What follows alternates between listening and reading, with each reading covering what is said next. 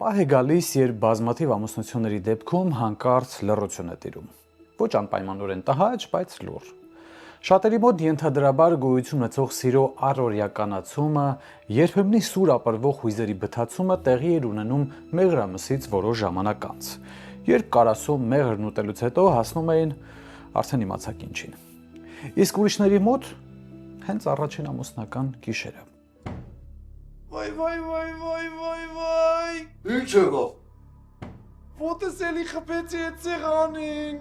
Արաղջիկ քյորես չես կանում ոտերի տակն է, սարա հեյ ով։ Ողջույն հարգելի հայրենակիցներ, այս տեսանյութում խոսենք այն մասին, թե ինչու եւ ինչպես են բուրըն եւ ինտենսիվ ապրվող զգացմունքները խեղդվում առօրյա թոհուբոհի, հոգսերի եւ պարտականությունների մեջ։ Կդիտարկենք, թե ինչու հույզերի հանդարտությունը ամենևին էլ սիրո ավարտ չի ենթադրում, ինչպես նաև կքննարկենք հոգեբանական հիգիենայի մի քանի կարևոր դրույթներ, որոնք կօգնեն պահել հարաբերությունները առողջ եւ կանխել լճացման միտումները։ Եվ այսպես, սիրո անմար կրակի պատրանքը։ Հարաբերությունների սկզբում շատ բան ինչ խոսք ինտենսիվ է ապրվում։ Հայացքները, առաջին նամակը, առաջին հպումը, սիրելի անձնավորությունը գլխում ներկա է գրեթե յուրաքանչյուր պահի։ Այս երողությունը հասկանալու համար ինստիտուտ ավարտել պետք չի։ Այնպես որ այն, որ սիրահարվածության պահին նորույթի էֆեկտի բերումով դոպամինի մեծ քանակություն է արտազատվում եւ մարդն ընդհանուր առմամբ օթերով է լինում,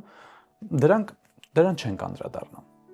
Խնդիրները սկսվում են թերևս այն ժամանակ, երբ բազմաթիվ ֆիլմերում, հեռուստասերիալներում, երաժշտական տեսահոլովակներում մեզ փորձում են վաճառել այն միտքը, թե սերը պետք է անպայմանորեն մշտապես ոտքլ տա։ Այն պետք է հրեղեն կրակ լինի, անընդհատ ձգի, ոտքերի տակից հողը փախցնի եւ այլն։ Երևի թե դա է պատճառը, որ որոշ ժամանակ անց մենք լսում ենք այսպիսի արտահայտություններ։ Մի քանի ամիս էլ չէր անցել, սաղ նույնը դարավ, ամեն ինչ սովորական։ Ինձ ոնց որ էլ չի էլ նկատում։ Իհարկե լինում են ծայրահեղ դեպքեր, երբ մարդը իրոք չի նկատվում։ Սակայն դա չի նշանակում, որ հարաբերություններում ինչ-որ բան անշրջելիորեն փչացել է։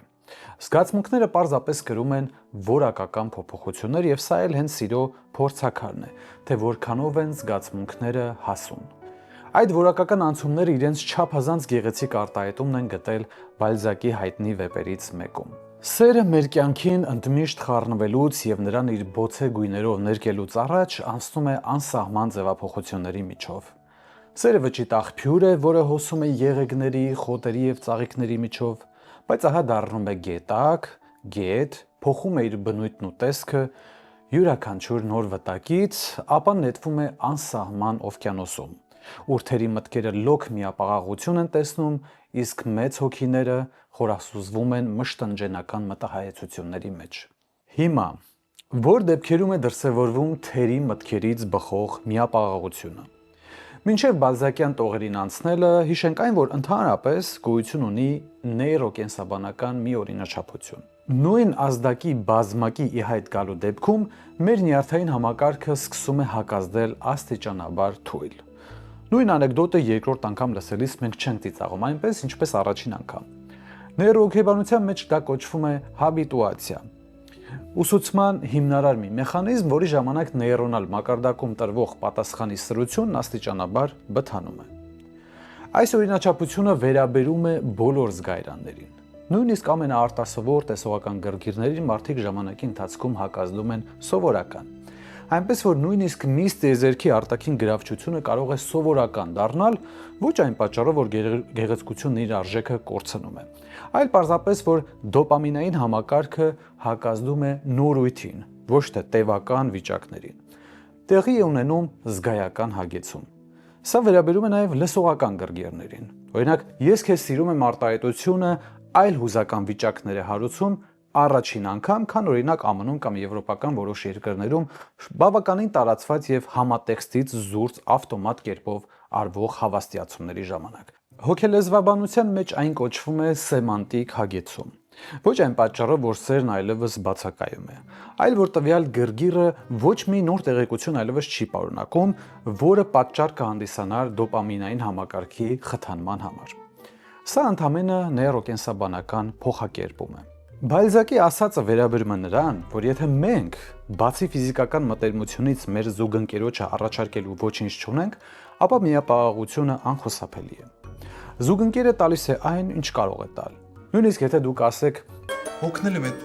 ամենօրյա միապաղաղ շարժումներից։ Այսինքնս Հնարավոր չի միջև այդ ամեն ինչը մի փոքրիկ նախաբան։ Տոբիշ Խոսենք պոեզիայից, գեղանկարչությունից։ Հաջան ապա դա հազիվ թե որակապես որևէ բան փոխի։ Սերը չի դառնում առօրյա սովորական կապվածություն, կախվածություն կամ կենցաղ միայն այն դեպքում, եթե զուգընկերները տիրապետում են նաև ներքին, հոգևոր, մտավոր անհրաժեշտ ռեսուրսների, արտաքին ֆիզիկական գռգիռները բովանդակությամբ եւ խորությամբ հարստացնելու համար։ Բայց սա բնականաբար պահանջում է շարունակական ինքնակրթություն, աշխատանք ինքն իր հետ, ֆիզիկական եւ հոգեբանական ինքնախնամք, շարժ, դինամիկա։ Ինչ է իրական սերը նշանակում։ Երբ սիրահարվածության փուլից պետք է անցում կատարվի դեպի սեր, շատերը հարցնում են իրենց. Սիրում եմ ես դեռ տվյալ մարդուն։ Մինչդեռ տեղին հարցը կլիներ. պատրաստ եմ ես տվյալ մարդուն սիրել առանց անընդհատ 7-րդ երկնքում գտնվելու զգացողության։ Քանզի սիրահարվածությունը իրադարձություն է, մինչդեռ սիրելը գիտակցված որոշում։ Իրական սերը չի դրսևորվում հուզականորեն հագեցած հզոր պահերին, անպայմանորեն ինչ-որ սխրանքների մակարդակում, ինչպիսին որ մեզ փորձում են հրամցնել բազմաթիվ ֆիլմերի եւ հեռուստասերիալների միջոցով։ Հասուն սիրո փորձաքարը ժամանակն է եւ առօրյան,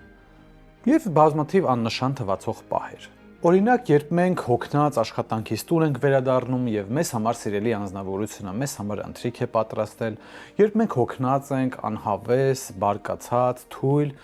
եւ կարիք ունենք տարածության ժամանակ առ ժամանակ ինքներս մեզ հետ առանձին լինելու, առանց դատապարտվելու երկյուղի։ Այսինքն, երբ մենք ընդունված ենք մեր ամեն ինչով, մեր էությամբ,